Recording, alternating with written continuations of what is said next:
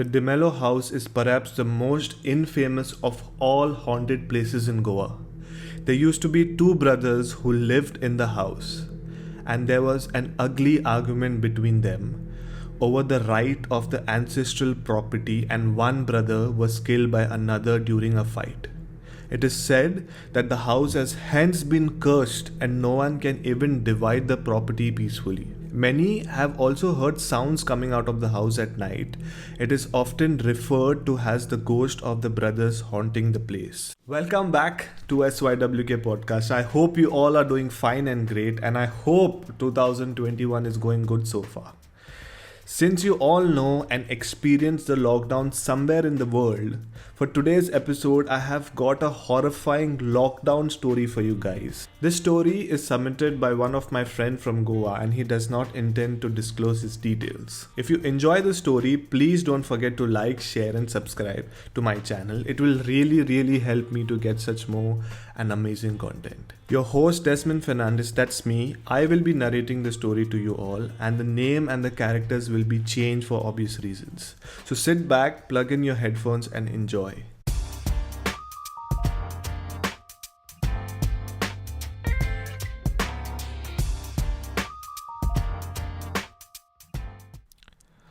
My name is Aaron D'Souza and I was born and brought up in Goa. And I am currently studying and preparing for my TYBCom. I live near the De Mello's house, which is in Santamal, Goa. And one personal information about myself is that I am addicted to weed. In short, smoking up.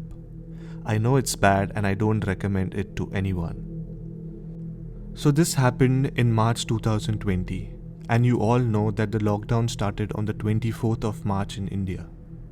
We were all aware of the lockdown but was not really sure that it would get so serious. It was almost a week since the lockdown had started and I was already bored sitting at home and I really wanted to smoke up. So on the 30th of March, I called up my friends and decided to meet up. We had agreed to meet behind a friend's house where there is a big field. This field was like 5 minutes walk from my house. You all know Goa is beautiful with a lot of trees, fields and old structures between houses. We thought no one would catch us and we could be back home safe. But now I know it was the worst decision of my life. I reached the spot around 11:30 p.m. where we were all going to meet. We smoked up, we had fun, and around 2:30 a.m. we got done. And then we decided to return home back. I still remember that night when I left from there. It was completely dark and silent. I was walking quietly so no one notices me. However, suddenly out of nowhere, I could hear the cop siren from afar. I panicked. I started to run, and the minute I turned back, I could see the cop's vehicle right behind me. They were chasing me. To save my life, I ran towards the field. It was completely dark. I could not see anything. I could hear the cops yelling at me to stop, but I continued to run. After a while, I saw a villa and I entered into it and I straight went towards the backyard and I hid. I was so breathless. I was scared.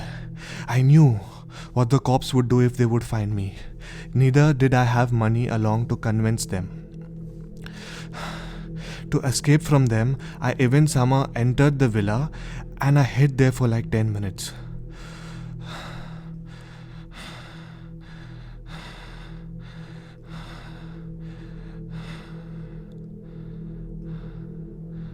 But then I did not know I entered the wrong villa.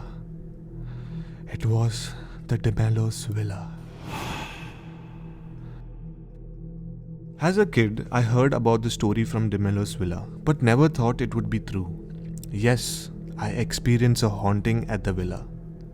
So the minute I realized that it was De Mello's villa, I tried to run, but I could still hear the cop siren. I was shit scared, so I decided to wait for a while.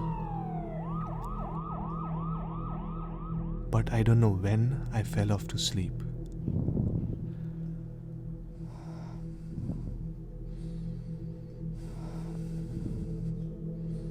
And then suddenly a loud noise of the window clanging due to the wind. I woke up with a start. After that, it was the worst nightmare.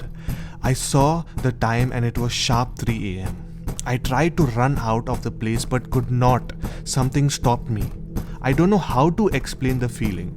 I was running from one end to another but could not find the exit. No doubt the villa is broken from most of the parts with a lot of obstructions. Either the roof was broken, walls cracked and fallen, or furniture's burned and broken. My mind had stopped working. Everything around me was a mess with a foul smell. The clanging of the window continued. It was around 3:15 and that's when I heard someone's footstep inside the house. I could hear it coming close to me. I put on my mobile flashlight to see what was it, and that was the last thing what I remembered. I could see a blurry figure coming towards me and I completely blanked out.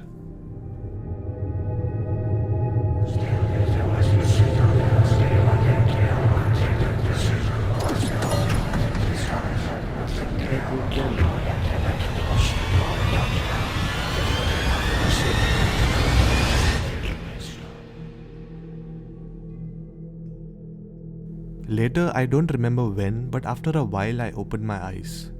I could see the flashlight from my phone, which was just next to me, but I could not move at all. I felt like someone was sitting on me. I tried to move a lot. I even screamed, but nothing happened. Then I remembered my parents. I thought I was going to die, trust me. I started to say my prayers. I asked God for help. I screamed, I cried, and asked for forgiveness.